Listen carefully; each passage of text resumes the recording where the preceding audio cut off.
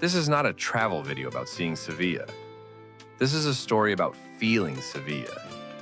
Not the postcard version, not the highlight reel, but the pulse you sense when you stop moving and let the city breathe into you. Here's what most people get wrong about Sevilla. People think of it as sunshine and orange blossoms, flamenco and grand plazas. And yes, those things are here. But Sevilla doesn't seduce with just beauty. It seduces with rhythm, with presence, with a way of life that feels almost impossible to describe until you experience it. Before we go further, notice this. You could walk the same streets 100 times and feel something different every single time. That's not just charm. That's emotional geometry. That's the city insisting you show up, not just look around. Sevilla has a pace of life that feels both languid and alive. There are cities where time seems to hurry, places where the clock is always winning. But here, time moves as if measured by conversation, by sun angles, by whether the breeze carries laughter or silence. You feel it the first morning you wake before sunrise. The streets are quiet, but not empty. Workers sweep sidewalks with slow precision. Shutters creak, a sound that doesn't signal sleepiness so much as deliberation. There's no rush to get to Sevilla, only a pull to stay in Sevilla. This is the part no one tells you. The city's rhythm is not lazy. It is intentional. It is a pace that asks you to notice things most visitors overlook. The angle of light on an old stone wall, the distant tinkle of church bells, the half-spoken greetings between neighbors who have walked these streets for decades. If you watch closely, you start to feel it too. You begin to walk a little slower, to breathe a little deeper, to listen in a way you haven't before.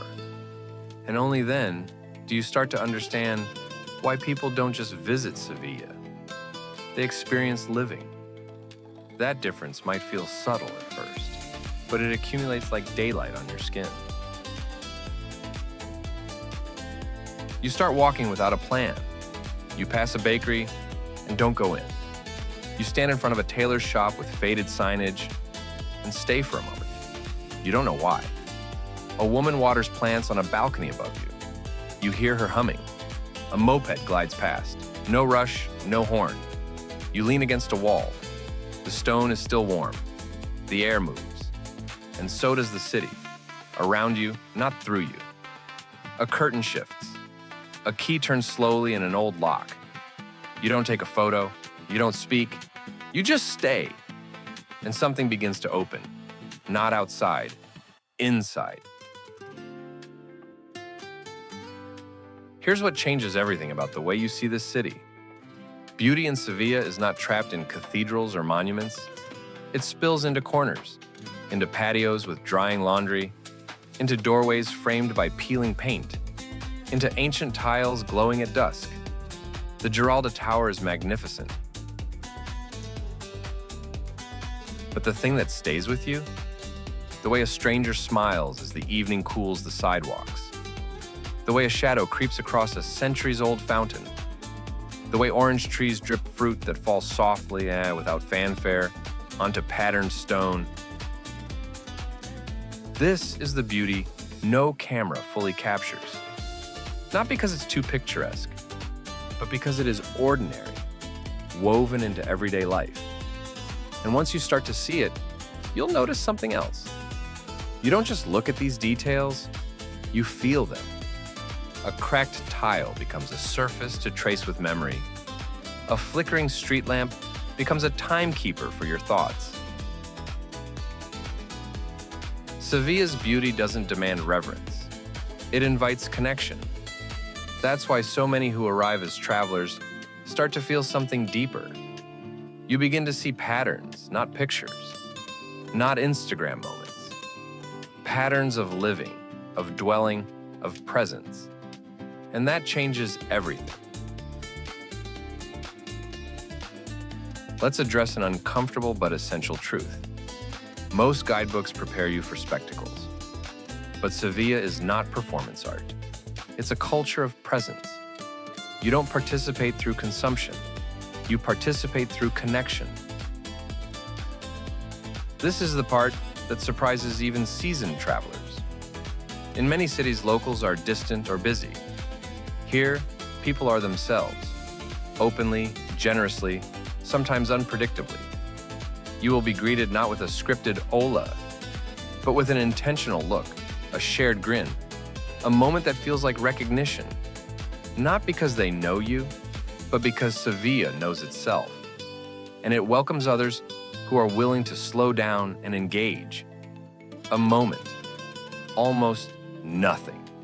There's a man behind the bar, sleeves rolled to the elbow, skin weathered. You order something small. He nods. No words. Later, when your glass is nearly empty, he places another beside it. You didn't ask. No explanation. Only a gentle tap on the counter, like punctuation. Outside, a child passes holding a balloon. The man watches briefly, then returns to wiping the same spot on the bar. It lasts less than a minute, but it stays. This shapes the emotional atmosphere of the city. When you sit on a bench in a plaza, you're not just a spectator.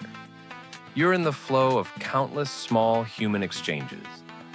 The barista remembering your drink, neighbors chatting over gates at dusk, kids racing through fountains without hesitation. For a visitor used to efficiency and distance, this feels almost startling, not intrusive, just honest. Here's what most people get wrong. At first, they think Sevilla is warm because it's sunny, but that's only part of it. The real warmth comes from human contact that isn't transactional, it's relational, without agenda. And sometimes that feels so unfamiliar that you don't notice it until later, when you suddenly realize how much you miss it. Midway acknowledgement for you, the viewer. If you're watching this with thought and curiosity, if you're not here for trips, but for understanding, you're in the right place. No checklist, no quick hits, just a deeper look at how place shapes feeling. And Sevilla has something to teach us about time, about beauty, about presence. This is the moment many visitors misunderstand. They see Sevilla as a historical city, and it is, but not like a museum. History here is not behind glass. It lives. It breathes. It's in the stones in the streets. It's in the laughter that echoes through ancient courtyards.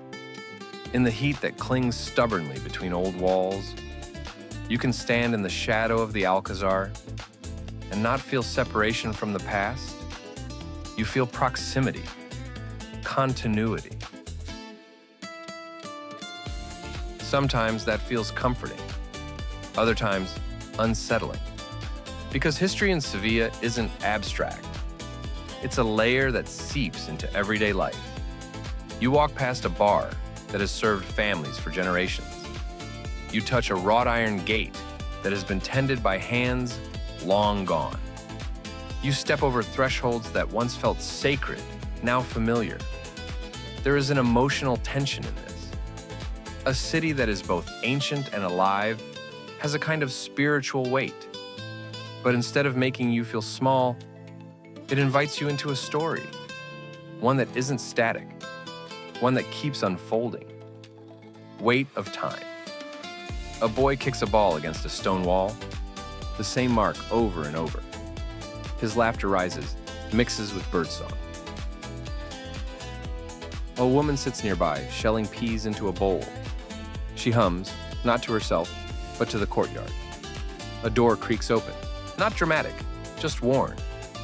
Light pools on tiles that remember footsteps long gone. And nothing stops, but nothing hurries. And when you sense that, you begin to understand why people talk about Sevilla, not just with admiration, but with a kind of quiet affection that sounds almost reverent. History here is not a spectacle. It's a companion.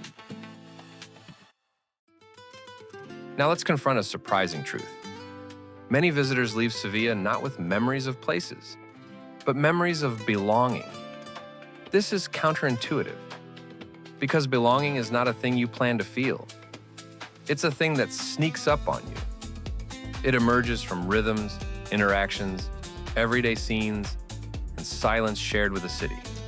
No grand event, no riot of emotion, just quiet realization. That for a moment, you felt that you could live here, not as a visitor, not as a tourist, but as part of the ongoing life of the place. Some of the people who fall in love with Sevilla never even know exactly why. That's because the feeling isn't tidy, it's ambiguous. It's emotional logic, not rational design. You don't fall in love with Sevilla the way you choose a restaurant. You fall in love the way the sun warms you, slowly, inevitably, without announcement. It's your last evening. The light is folding into the rooftops. You tell yourself you'll just walk once more, but you don't move. You sit in the same square as yesterday. Nothing different, except you know what's coming. Departure, not dramatic. Just the gentle ache of not wanting to go, and perhaps that's the most important lesson here. Sevilla doesn't want to be understood all at once. It wants to be felt.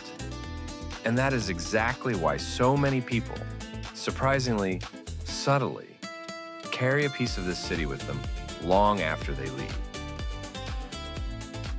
Closing reflection, reframing what travel means. So let's step back. What have we uncovered? Sevilla isn't just a city you go to. It's a city that goes into you. It reshapes your sense of time. It reorients how you see beauty. It makes connection feel less transactional and more elemental. It reminds you that history isn't behind you. It can be beside you. And it reveals something essential about how places can shape us. They don't just exist, they inhabit us. Now ask yourself, what would it be like to live in a place that invites you to feel more than see?